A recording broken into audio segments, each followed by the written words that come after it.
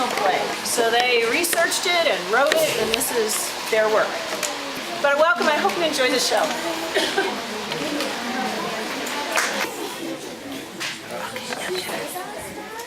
Thomas Edison here. I was born in 1847. I grew up full of questions. I started out as a curious boy. So curious, in fact, that I set fire in my father's barn and burned it down. I think it might be better to be a curious adult. You know, when you're older and a little smarter. Being a curious adult has worked out well for me. I have many inventions to my name. I am also a businessman. I am one of the first inventors to realize that you can master my inventions. I also created the first industrial research laboratory. Do any of you know what I'm most famous for inventing? Anyone? Gosh, isn't it prime here? Who turned the lights on? Yeah, the light bulb. I also started the idea that you could make electricity and then send it to every home in the area. Yep, that was me. Power plants. I also invented the music camera. Boy, have those come a long way. I made a copy machine and even created a talking doll. I have more than 1,000 inventions to my name. I had a very, very productive 84 years, and it all started out with one curious little boy. I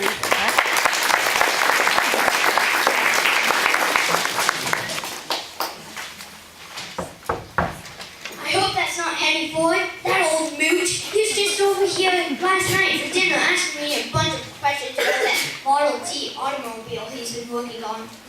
All right, Edison, old man. What are you serving me for dinner tonight? Honestly, Ford, is there anything where you like better than a free meal? Hi, my name is Henry Ford. I love tools. I always have. I was born in Michigan in 1863.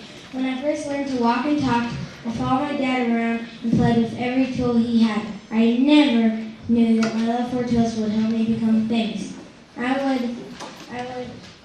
would use the tools to take apart any watch I ever got and try my best to put it back together.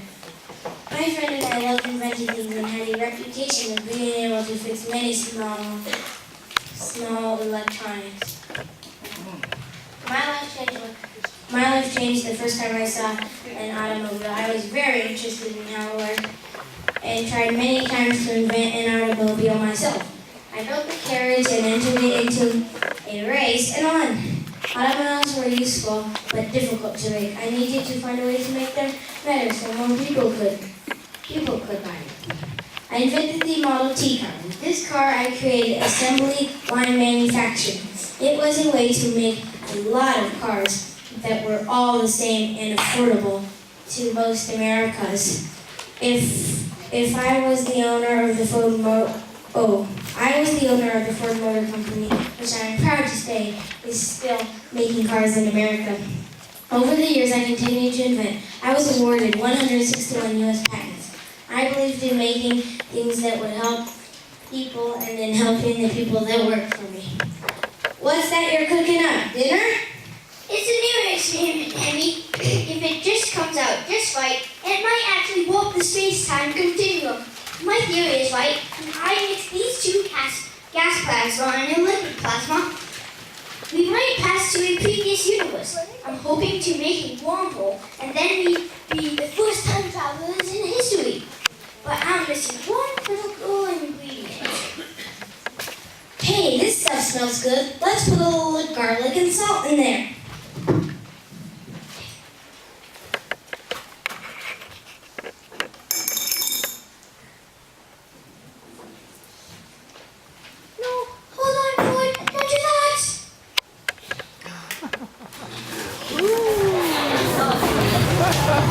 Oh my goodness, did you see that? Oh, whoa, very nice.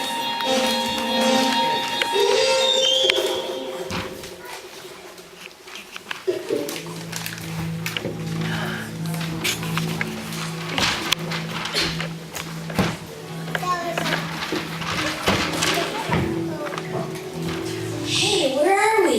Who's that beautiful Indian lady?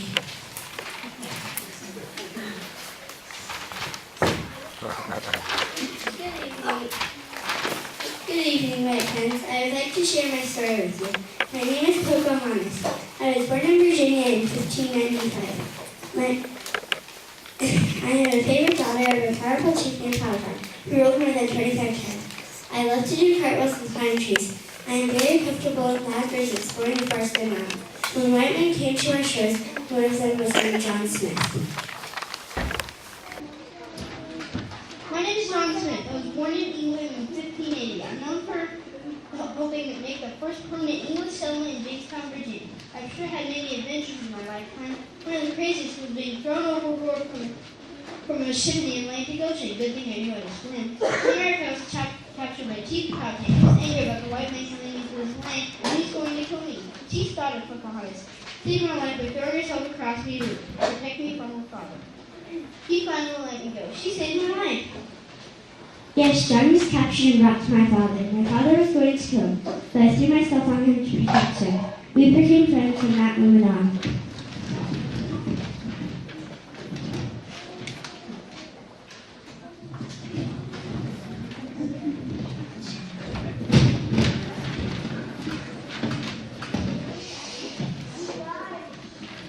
I was seriously injured by a gunpowder burn in 1609.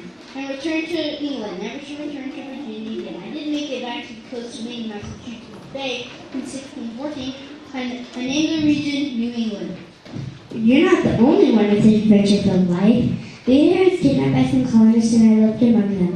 They treated me well and I became friends with them. When I was released, my friends and I would bring them food. I met a man named John Roth. We fell in love, got married, and had a son. My husband and I were invited to England. I was received with royal honor.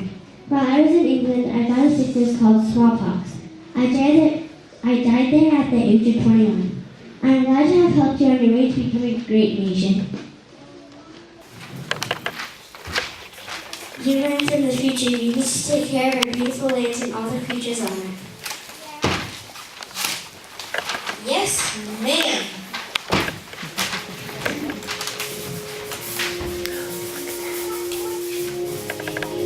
Hey, what's happening now? Where are they going? The connection between the universes is taking a second. You're drifting in this ride.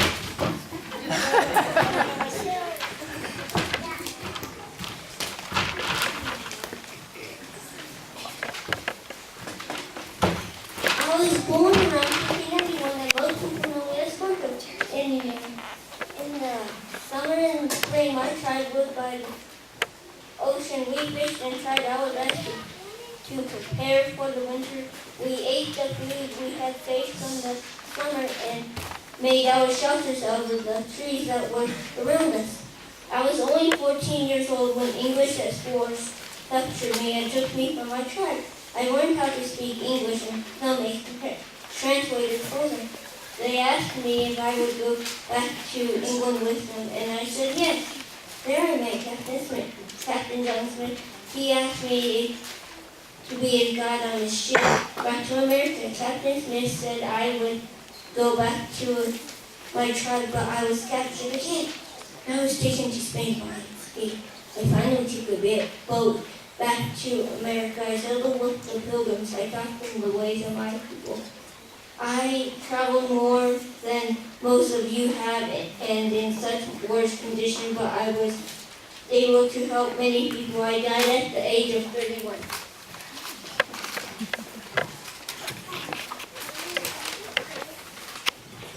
Whoa, rough life for that guy. You realize so much was owed to those first Americans. Without them, we would be making light bulbs and building automobiles.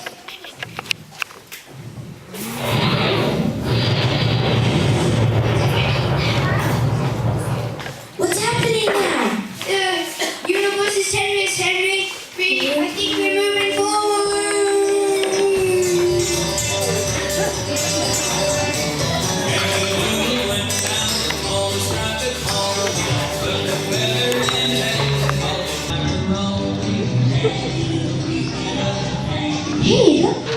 Hey, those folks look familiar. Do we know them? Yeah, you see those kind of hanging out in your wallet, Henry. Unless my eyes deceive me, we've traveled forward to the birth of our nation. And those are all founding fathers. So who's the lady?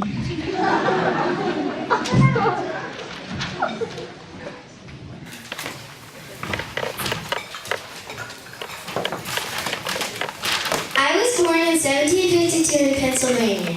I had 16 brothers and sisters. With so many people in my house, there were many chores to do. We didn't have machines to help us, so we had to do everything with our own two hands. My chores were sewing, and I became very good at it. At the time, America was not yet a country. Not many girls went to school. But I was lucky. I learned how to read, write, and do math. But when I was 12, I stopped going to school and went to work in a sewing shop. I was one of the best workers. When I was working at the shop, I met and worked with a man named John. We became friends and eventually got married. My name changed to Betsy Ross. John and I opened our own sewing shop in 1775. Soon our newly declared country went to war with England. It was called the Revolutionary War. John became a soldier and was killed. I was left alone at the shop. I made uniforms for the soldiers. George Washington. Ms. Ross, I would like to ask you to pass my flag for our new country. I brought some drawings to discuss with you. He showed me his ideas. I looked at his drawings and made a few suggestions. I worked very hard to make the flag. George Washington loved my flag. I felt honored to be the first one to make the flag. George, I know you don't like to speak about yourself, but I believe they would love to hear about you. I was always an outdoorsman. I loved to hunt and fish and horseback ride. I never thought that in 1789 I would become the first president of the United States of America. Of course, first I was a soldier. I fought bravely against France over America. Even won. Later I fought the American Revolutionary War. It was a terrible war that lasted for 8 years. The men who fought for freedom endured many hardships. I did my best to lead them. In 1783, the war ended and America had won independence from England. In 1787, I helped write the Constitution. I'm very proud of that document, but I never wanted to be a leader, but it seemed that it was my destiny. In 1789, I became the president.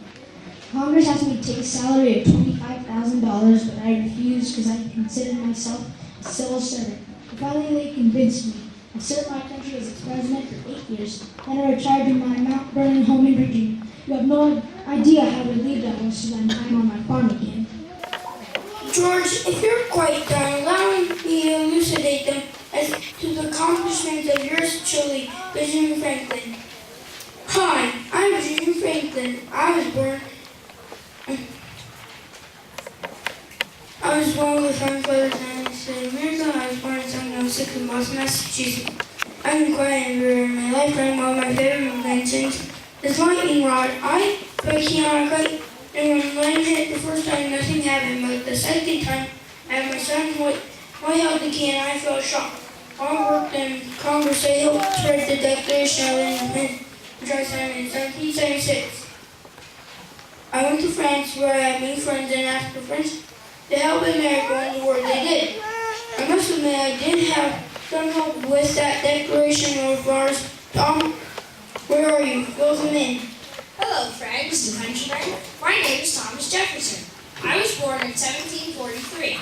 I lived over 100 years before some of you ups like Fort Madison. I hung around closer to the time of Lewis and Clark and Sacagawea. In fact, their expedition was one of my major events during my presidency. Did I mention I was president? Let me back up. In 1801, I was elected the third president of the United States of America. Lewis and Clark did their thing between 1804 and 1806. Wasn't Sacagawea great on that expedition? Sorry. Back to my story. During my presidency, I was able to expand this great nation of ours, buying a huge amount of land from Napoleon, the Louisiana Territory. What a deal that was. I'm not much of a public speaker, as you can probably tell, but I was often told that I was a great writer. I would rather put my pen to work than my voice. I am pretty well known for writing one particular thing, a very important document called the Declaration of Independence. That makes me the one who wrote all men are created equal. That's an unusual thing for a slave owner to write.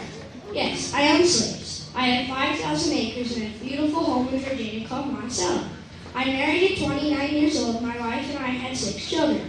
My wife died when I was 39, but I never remarried. I have a mockingbird as a pet. It keeps me company even at work. He's a great friend. Well, I retired to Monticello after 2 terms as president. I created the University of Virginia. It has been a good life. Well, we accomplished a lot. My friend, just remember the U.S. Constitution doesn't guarantee happiness, only the pursuit of it. You have to catch up with yourself. We had a great beginning, Ben, but you know, there's still an entire vast and rich continent to explore.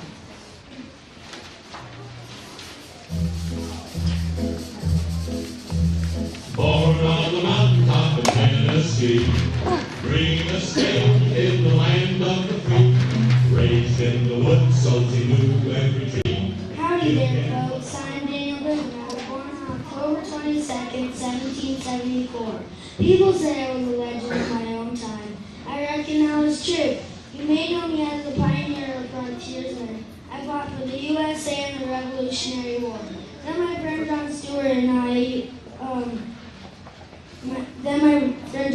and I wandered into what is known as Kentucky to hunt. Kentucky was Indian land, and the Indians didn't want us to hunt their animals.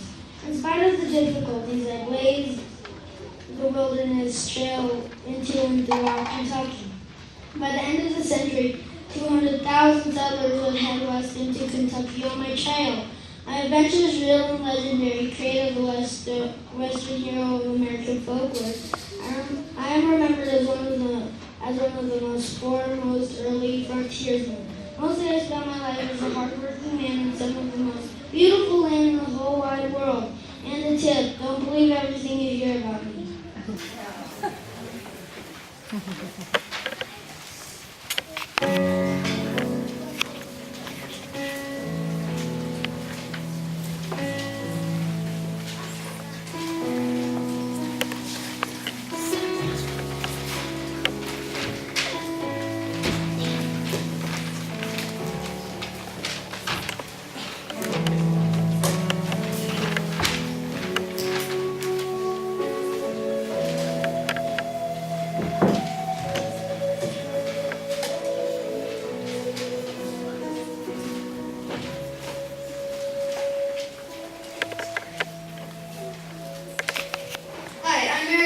And I was born in 1774 in Virginia.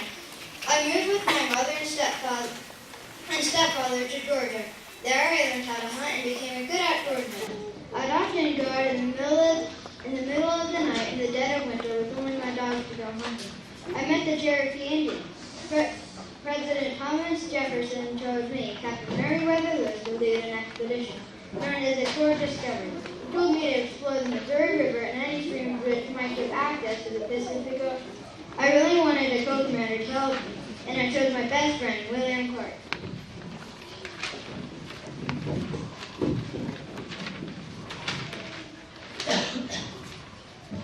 My name is William Clark. I was born in 1770 in Virginia. Growing up in colonial days was tough, but always interesting. With my 9 brothers and sisters, I loved playing outside and discovering new things. The Revolutionary War was all around us. I was too young to go to war, but when my oldest brother came home, he taught me many survival skills. I never knew the skills, but they saved me and my friends. I was best known for co-commanding the Corps of Discovery with Meriwether Lewis. We went on a wild 3-year journey into the West trying to map, then explore there. We traveled over 400 miles. There were no roads and very few towns. We encountered many animals and at one point even a second wheel. It helped lead our journey through the wilderness. Hello, white people of Pagosa Springs. I'm from the Shoshone tribe. My name is Saki Julia. I was born in 1788 or 1789. I am not sure which. My name means little bird. 2 explorers named Lewis and Clark came to our village and needed help on an expedition. They were sent by President Jefferson. They were going to find a trail to the west that would lead all the way to the Pacific Ocean. None of us had ever been that far west. My husband was asked to go with the expedition. He would help them communicate with the Indian tribes along the trail. I was a scout, also to help them talk to the Shoshone tribe. I was the only one to go. I strapped my baby to my back. Our journey was very difficult. After we crossed the Continental Divide, we met my tribe, the Shoshone. I was so happy to be with my people and so surprised to find out my brother was the chief. Finally, we reached the mighty river that led to the Pacific Ocean. We made it. I spent 17 months with the Corps of Discovery, helping in many ways. They treated me with great respect and found me as a valuable friend. Just as Dr. Julia told you, between 1804 and 1806, discoveries flew thousands of miles up the Missouri and Columbia rivers, searching for a water route to the Pacific Ocean. During the expedition, it was the first time many Native Americans had seen white. The Corps and I went back to St. Louis. When I returned, I received a reward of 1,600 acres of land and the knowledge that I had explored and mapped new territory for my country. I wrote all about our incredible experiences in my journal, along with drawing maps of all places in the world.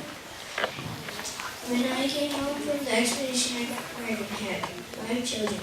We even named one of our sons after my grandmother Lewis. President Jefferson asked if I would continue to work with the Native Americans. I loved working with them, but I was the superintendent of Indian Affairs until I died at the age of 68.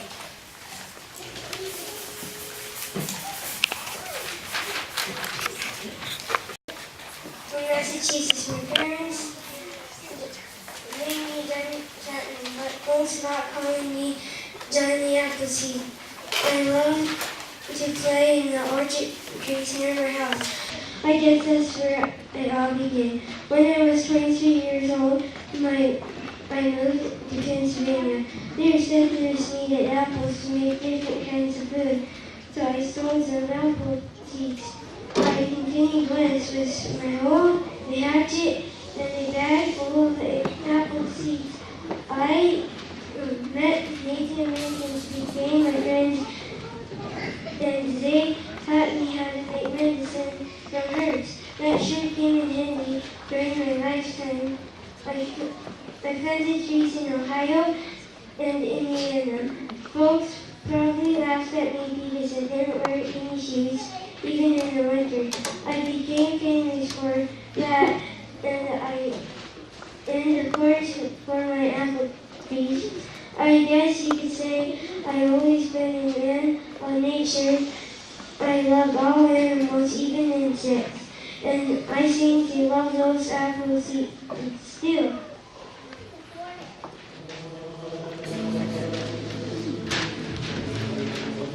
What's all the commotion, Mom? Sounds like there's a war going on. This was the guy from the wall, Henry.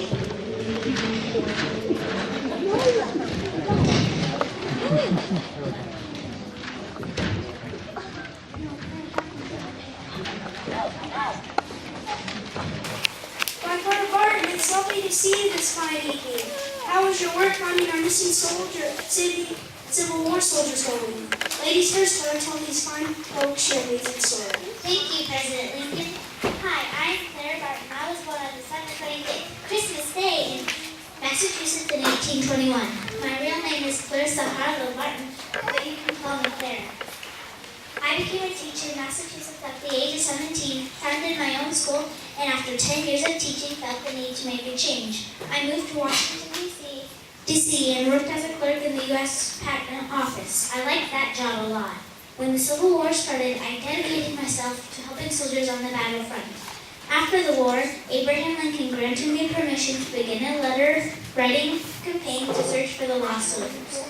We had some luck finding soldiers. My longest occupation was as the founder and president of the American National Red Cross for 22 years. I also spent a long time dedicating myself to furthering the rights of war. One of my dearest friends was Susan B. Anthony. I am most proud of my work helping soldiers during the Civil War. Hello people, I'm Abraham Lincoln. I was born on February 12, 1809 in Kentucky. When I was young, my family was very poor. I had so much work to do on the farm that I could only go to school for a short time. I loved to learn, so I kept on studying on my own. One day I saw soldiers walking slowly along the dusty trails. They were chained together and the master carried a long whip. I felt sad for them. I thought to myself that I sure would like to change things for those slaves one day. On March 4, 1861, I was sworn in as the 16th President of the United States of America. It was a tough year, especially when my son Willie died from a fever in February of 1862. 3 months later, Southern soldiers fired cannons on Fort Sumter. They wanted to secede from the Union and turn the USA into two separate countries. The Civil War had begun. A year after the war started, I signed the Emancipation Proclamation, which freed all of the slaves. My dream had come true. I guess the American people were pretty pleased because they re-elected me in 1864. But not everyone liked me. People from the southern states generally did not like me, and one man, John Wilkes Booth, really didn't like me. Just as the war ended in 1865, he shot his mother. Today you can visit my memorial in Washington, D.C. But enough about me. Clara, off in the distance, I see Susan B. and Harriet. They need to step forward. They have as much to do with changing this nation as I did. It's so good to see you again, Susan and Harriet.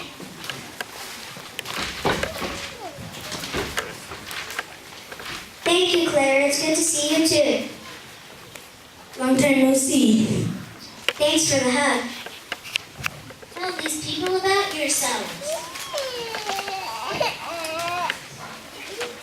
Hi, I am Harriet Tubman. I was born around 1820 in Maryland.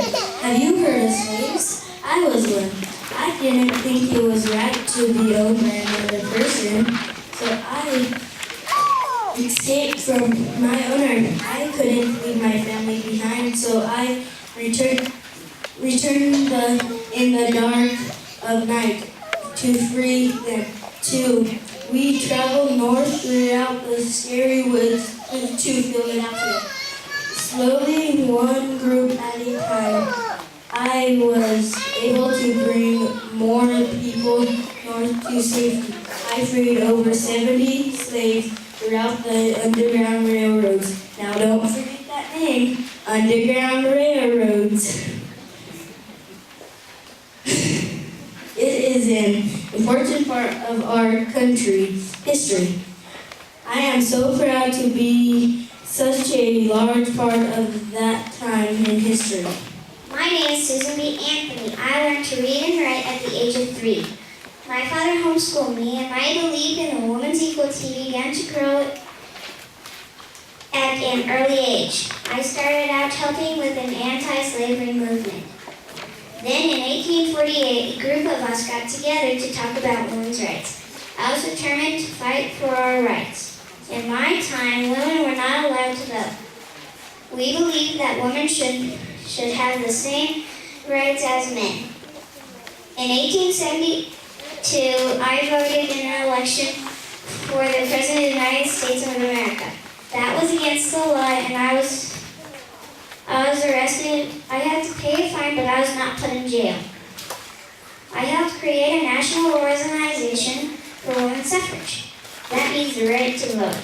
I felt strongly that it was better to handle the matter carefully and thoughtfully. Some wanted to fight for the vote rights, women's rights. I see that I died 14 years, 5 months, and 5 days before the passage of the 19th Amendment, which gives women the right to vote. What a journey we women are on.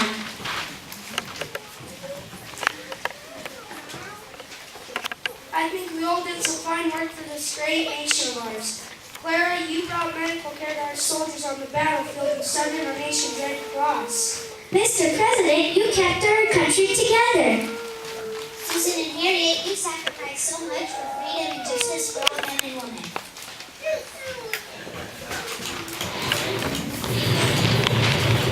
Ellen Mark Twain, that old rascal. Yeah, and I believe that's Amelia Earhart and Helen Keller. Edison, looks like you've been writing around an experiment. I'll bet you have a story to tell. I think too much at school for you to tell me any different. Okay, I admit it. I goofed off at school, but I was always the best storyteller. I was born Samuel Clemens in 1835, just after Halley's Comet passed by Earth. Have any of you read either of my most famous books, The Adventures of Huckleberry Finn or The Adventures of Tom Sawyer?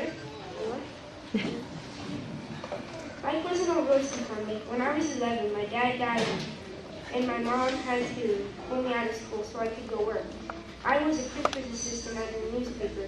I eventually wrote some pretty funny articles for that newspaper. Later, I got a job as a steamboat pilot. I sure loved that Mississippi River. I always wrote things about things that mattered to me, and I like to make serious matters seem kind of funny. Well, that made some people mad, so I used a different name when I wrote it. Probably know me as Mark Twain. My writing wasn't always deep, but I hope I made people think a little bit and smile a lot. Well, now I came to the Phoenix Comment in 1835. Come again next year, and I expect you all of this. We'll just have to see if your money will cooperate. And assignments are fun. Starting now. My name is Alexander Graham-Bell. I was born in 1847 in Scotland. My mother, who was deaf, was blind, said in English. My father worked helping deaf people learn to speak. I always wanted to help with deaf people. I created a machine called the phonograph. It can spin sounds through wire. In 1876, the first sentence went through the wire. It said, Mr. Watson from here, I want you. After that, I formed a company called Telephone Company. Rutherford B. Hayes became the first United States president to use the phone. Who did he call? Me! I couldn't stop inventing. In 1907, I invented a high-security person. I also continued to find ways to help deaf people. I invented all my life. The trick is to educate yourself and never give up.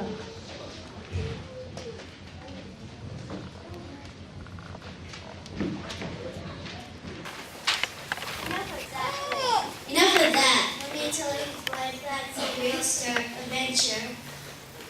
Hi, I'm Mrs Armbretch.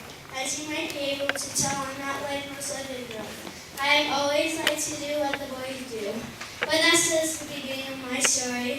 I was born in 1897, a time when girls wore dresses and boys wore pants.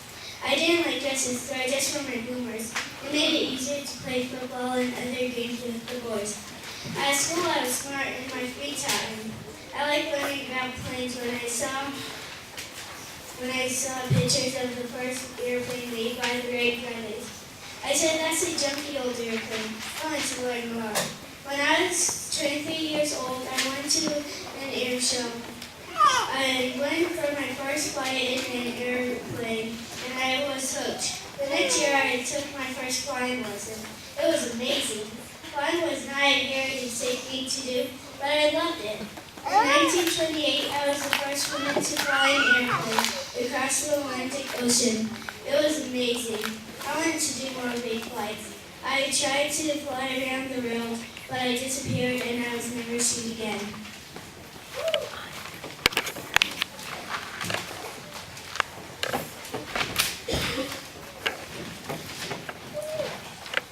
My name is Helen Keller. I was born in 1880 in Alabama. I was a happy little girl until I got really sick one day and almost died. I was left blind and deaf, which meant I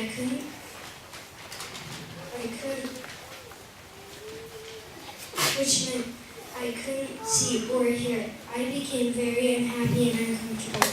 My parents needed help, so then hired a teacher named Anne Sullivan to help me.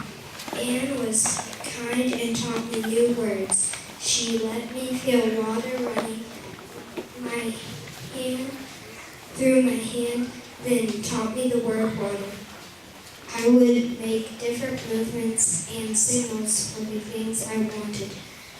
With Anne's help, I was able to go to school. I even went to college. I was the first blind and deaf person to earn a college degree. As I got older, I traveled the world and made many speeches to raise money for people with handicaps. I wrote books about my life and put them into Braille. I was able to do many things even though I was blind and deaf. I earned the Presidential Medal of Freedom. I let the whole world know that handicapped people can live a full life. I I passed away in my sleep on June 1st, 1968.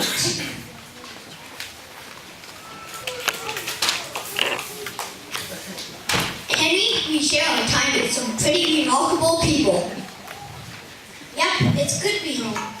It was great traveling, but I'm glad it's all over. You got anything to eat? Here we go again. Here we go again.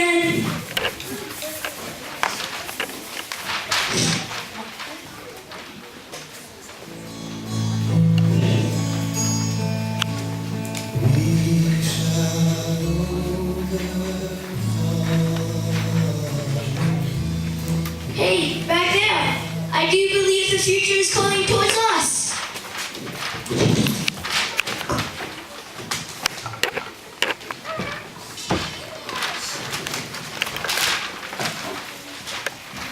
I'm Rosa Parks.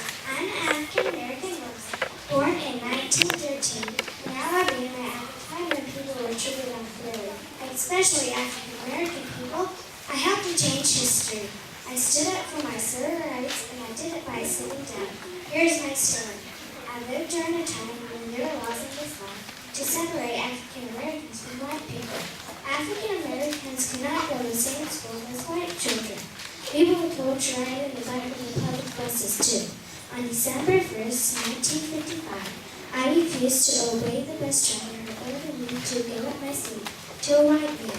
I was arrested and taken to jail. Many African Americans in my city showed their support for me by refusing to ride the buses. This was called a boycott, and it lasted 381 days. This was a huge win for civil rights, and I never stopped fighting for civil rights, and I'm proud of what our changes in our country has made.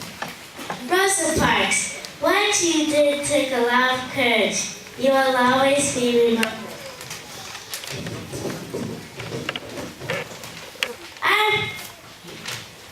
I am Martin Luther King Jr. I was born in 1929. People call me ML. My family went to church every Sunday. My father, Daddy King, was a pastor. Civil rights has always been very important to me. I wanted all people to be treated fairly and equally. I heard about Gandhi in India and that he was a very smart man. He didn't believe in violence. I gathered a peaceful march in Washington, D.C. that had 250,000 people in attendance. That is where I gave my famous speech, I Have a Dream. When I was 35 years old, I won the Nobel Peace Prize. I got $54,123 for the prize money, and I spent it all on civil rights movement. I went to Memphis, Tennessee to support the garbage workers of the city. I was standing on the balcony of my motel room when I got shot and died. That happened April 4th, 1968.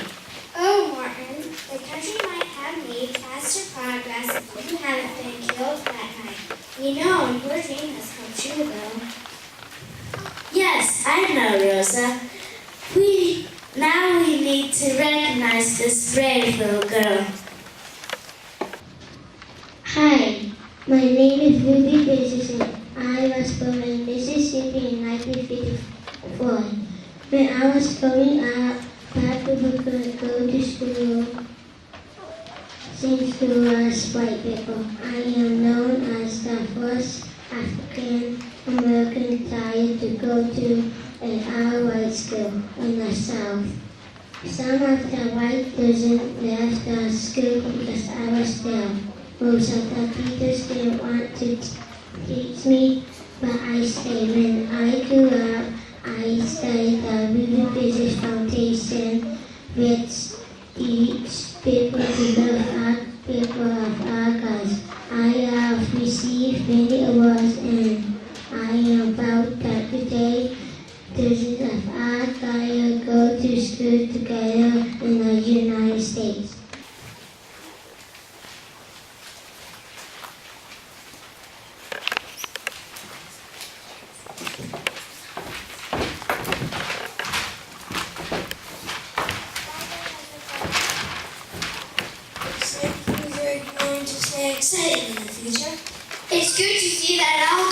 is still moving forward and looking for freedom. I believe we can count on an American courage, ingenuity, and greatness being a part of our national character in the future as much as in the past. Well, let's go home, Henry.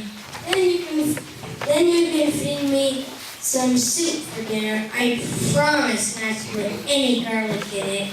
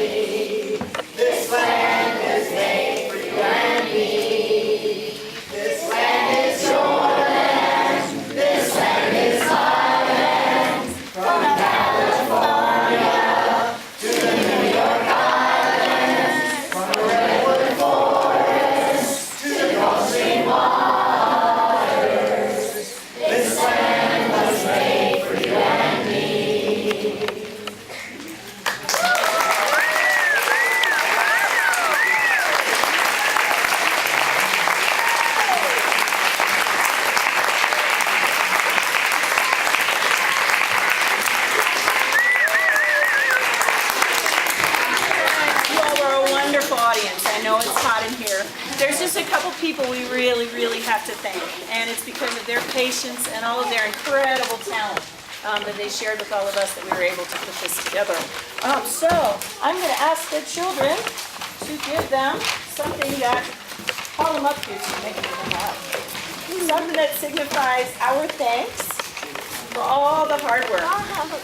It'll be for Felicia Meyer, Ronnie Doctor, Stacy Lewis, Jessica Peart, Patrick Hector, and for Carol Nosworth for that wonderful cake. Wasn't that good? Where is she? Oh, there we go. Yes. Thank you all very much. Thank you.